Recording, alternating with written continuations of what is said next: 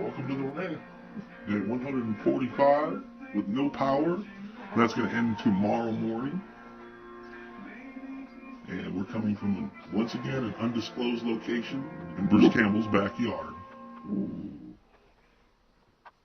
Well, let's get right into it. I think the biggest thing that I was going to take is that really is pissing me off right now is the fact that we are in an economic crisis. And the poor people are the people that are having the hardest time. Two things that most poor people do. They either drink or they smoke pot. And for people who are alcoholics or don't like to drink or, they just can't, drinking's hard on your body. Some people can't drink anymore that like to used to drink. And all that's left is pot. And that's not legal. So those people have no escape. And when they get caught, they're putting a huge financial burden on these people with all of the fines they have to pay. They have to go to court. Then you have to hire a lawyer if you want to try to get, as much reduced on it as possible. They've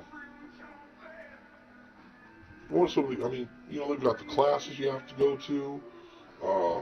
You have to take all the drug tests if you're on color code. And all that money goes into a big pot. It goes into some politician's little fund that he can use on what he wants.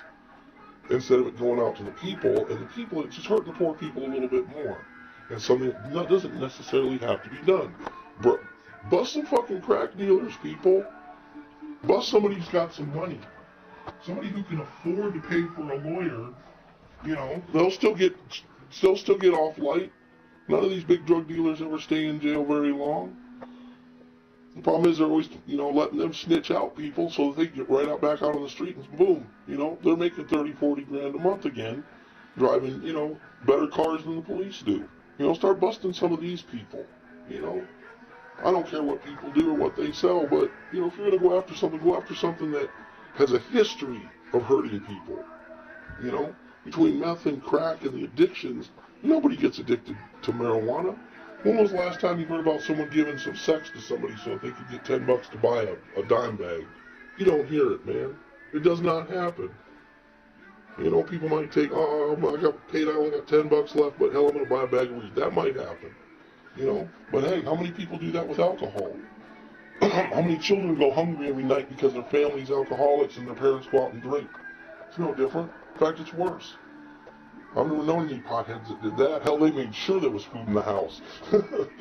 You don't have an empty cupboard if you're a pothead. You're going to have some food in your house.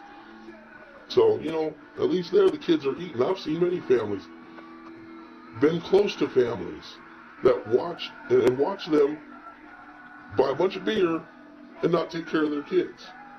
Their kids go hungry. Give them a hot dog once a day. That's for real. I've seen it. And that wasn't even here, that was in Colorado. And I just think it's wrong because the police are harassing people.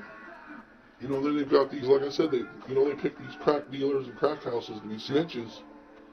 And we won't mention a name right now, a certain BJ, we'll just use that, we'll use initials here for that. And we'll have another initial in there for DM, for a certain detective. The D is for detective, I think the last name, the M will be appropriate. I think he'll know who I'm talking about if he sees this. I'm sure this will make me public enemy number one. Mess with me. Go ahead. I don't care. Go for it. There's lawyers out there that'll sue. I don't want to make this a big deal. If this goes national, I think it should. Because I think it's wrong how they're treating people. They're always busting on pot smokers. Most peaceful people there are, they just want to be left alone. Most of the time they're smoking pot because, hey, it helps them feel better. They're in a bad life. They're feeling depressed sometimes. They just need something, a release. That's one of the reasons that I've smoked in the past. No reason to hide it. Police already been in my door, threw me in jail because I wouldn't snitch somebody out. I'm not going to be like these fucking crackheads and crack dealers. I'm not going to snitch somebody out to get out of some damn trouble. But damn it, I'm going to let my voice be heard about this because, I'm tired of seeing people, get away with this shit and they come busting in my door for a joint. We got somebody who gets, 100 cars a day somewhere. Yeah, there's a perfect example. We'll just throw this in as a little extra. If maybe the police would have done some detective work, it would have been after some of these crack dealers and crack whores and crackheads. I can tell you for a fact that the poor man who was beat to death with a baseball bat would not have been dead, because the man would have still been in jail. He was already in jail once and was released. I'm not saying anything bad about his family because I know them, but the man that did it, it could have been stopped. You know, if they would have been busting on these crackheads that were walking up and down the street, breaking into people's houses, stealing whatever they can off, your porch. Basically do some detective work. I'm not saying the Scottsboro Police Department is a bad police department. I'm not saying that there's every member in it's bad. I'm just saying that some of these people are cowboys. That's going to happen. They're humans. And you're going to have the good and the bad. All police departments have a bad element. They have to get rid of it at some point. It's about time that Scottsboro did. You don't need cowboys out there trying to make a name busting a couple of guys because they're smoking a joint. You need someone who's going to do some detective work, do some surveillance, catch some of these people that are stealing shit. My little stepbrother and sister had a computer and an Xbox stole that was traded for crack. So, I mean, when is something going to be done about that? Let's go into just the police in general. Like I said, this is not all of them, but, I've listened to the scanner. The other day, there was some people had some shit stolen. There was a theft, which means no breaking and entering. It was stolen off their property. Theft is they just stole something, which is what happened to me. Well, they sent an officer over there, did a report and everything. I had some antique furniture stolen off my back porch when I was in the process of moving, and they wouldn't even send an officer. Didn't even take a full description on the phone. How are they going to catch it? How are they going to find it? I mean, they're so worried about catching somebody with a joint, they can't even protect and serve. Maybe if they would have done their job 2 years ago or a year and a half ago when that stuff was stolen, maybe I wouldn't have smoked pot. Maybe I would have had that furniture and could have sold it, made money to pay my bills, and not ended up in the situation I'm in. But no, they're so worried about catching someone smoking a joint that some of them cannot see the big picture of what they're here for. They're here to serve and to protect. I do not even see them doing that anymore except for big businesses or the rich. That's all they're doing. They're protecting and serving them. There's a few, and I gotta say, to the officer that pushed my car with me that one day, thank you. That was,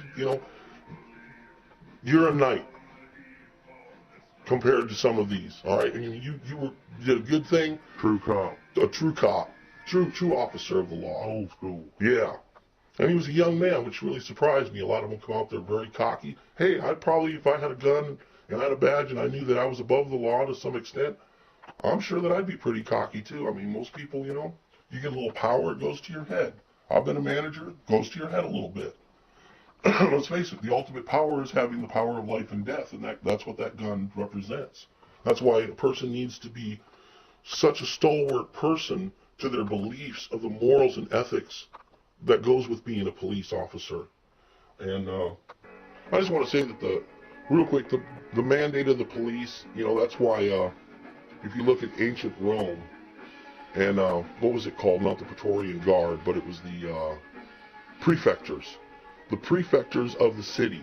What they did is they took, and you had to be at least a centurion within the army. They always were in the military because the military were taught to respect the people because that's who they were fighting for, was for the people. And that's what the police are there for, is to serve the people. Okay, yeah, we all do little things wrong. If you want to get technical, everybody breaks little laws. Even if you speed, I'm sorry. And I've seen police officers speed in their personal vehicles. They're still breaking the law. It's only a degree of the law. And this thing is just ridiculous. To begin with, let's start out with, there was a certain person who spent some time with who we'll call BJ, who is a, somewhat kind of neighbor of mine. And this man has a lot of traffic that comes in and out. People always complain about my traffic. I have like 4 friends that come here, and you all know who you are. And a few other people now and then, that know that they're welcome and can come by. But this man has 100 cars a day. And the person that was staying with him noticed he had taken down license plate numbers and was writing names beside them. And they were license plate numbers of the people that came to my house, and he was listening for names of the people driving and writing them down when he could hear them.